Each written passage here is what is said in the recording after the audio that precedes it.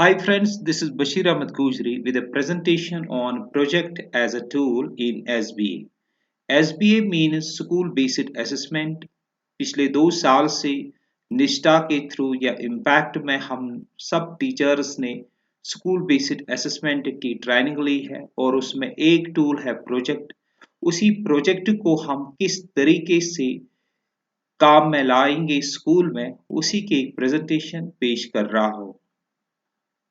Use of projects for assessment as per Nishtha module जो हर teacher के पास है या इम्पैक्ट मॉड्यूल के मुताबिक जो प्रोजेक्ट हम यूज करेंगे फॉर असेसमेंट जितना हो सके हम स्कूल में प्रोजेक्ट वर्क दें and we have to ensure that these are done during school hours और particularly in upper primary classes।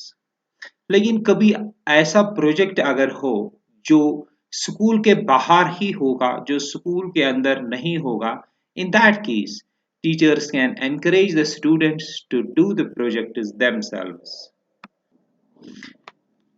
Her domain का हर टॉपिक का एक असेसमेंट होता है और इसी तरह प्रोजेक्ट्स का भी एक असेसमेंट टेबल होता है और वो असेसमेंट टेबल कुछ इस तरह से हम बना सकते हैं।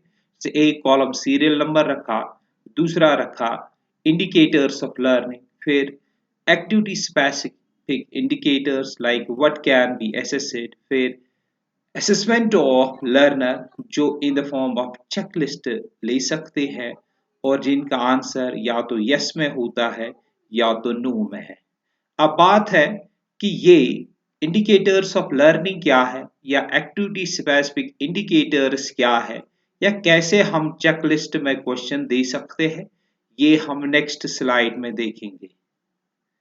अब यहां देखिए इंडिकेटर्स ऑफ लर्निंग प्रोजेक्ट में पहला ही इंडिकेटर जो है that is designing the project और इसमें एक्टिविटी स्पेसिफिक इंडिकेटर्स कुछ इस तरह से दे सकते हैं। क्वेश्चन 6 दिए हैं जैसे identifies clearly the objectives of the project, understands the outcome expected of the project, identifies the location for collection of the data, prepares a tool to collect data based on objectives of the project, taking decision about the time and duration of the project, distributes role among the group members। तो ये रहे activity specific indicators और assessment of learner in the form of checklist पे भी यहाँ example के तौर पर 10 क्वेश्चन दिए हैं।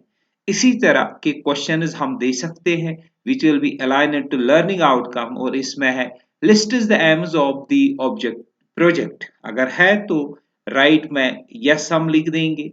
Discuss the project objectives of the project, list is the specific objectives of the project, understand is the expected outcome of the project और इसी तरह ये 10 क्वेश्चन जो है इस टाइप के क्वेश्चन हम दे सकते हैं और इस कॉलम में हमें यहाँ अकॉर्डिंगली लिखना है यस या no depends upon the response of the learners.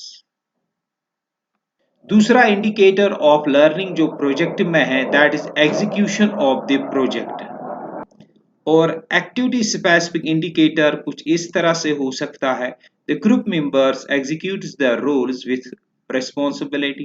Assessment of learner जब होगा it goes to different centres identified and collects data based on the questionnaire, यहाँ यस या नो या learners follow the behaviours expected in the actual situation, या हमें इन दो question का yes या नो में रेस्पॉन्स लिखना है डिपेंड्स अपॉन द लर्नर्स। अब जो प्रोजेक्ट में तीसरा इंडिकेटर ऑफ लर्निंग है that is analysing and drawing conclusion. इसमें भी एक्टिविटी स्पेसिफिक इंडिकेटर्स आप खुद पढ़ सकते हो। Analyses the data based on different aspects या groups detect findings and draw conclusion. Assessment of learner कैसे होगा student sit in groups and one person from each group enters data on the data sheet and the rest of the members help in documenting the data। तो इसका answer इसका response हम यहां yes no में दे सकते हैं।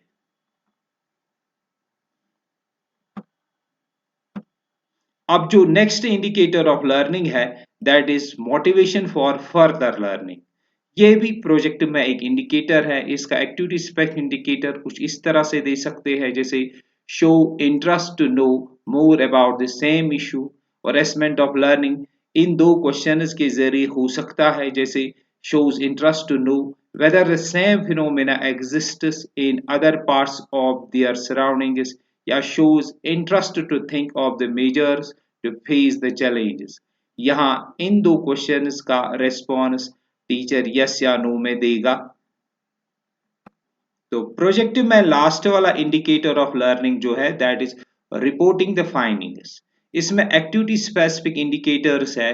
Groups report their findings using charts and graphs. Assessment of learner इस तरह से हम कर सकते हैं, जैसे students report the findings using charts, graphs, pictures with clarity in communication, and we have to enter here yes or no। और final हमारा असेसमेंट ऑफ द प्रोजेक्ट इस टाइप का होगा, जिसमें 6 रोज है और इसमें 5 कॉलम्स है। इस टाइप का हो सकता है। अगर आपके हेल्प ये आता है तो you can take the screenshot of the screen. Thank you. With regards, Bashir Ahmad Gojri.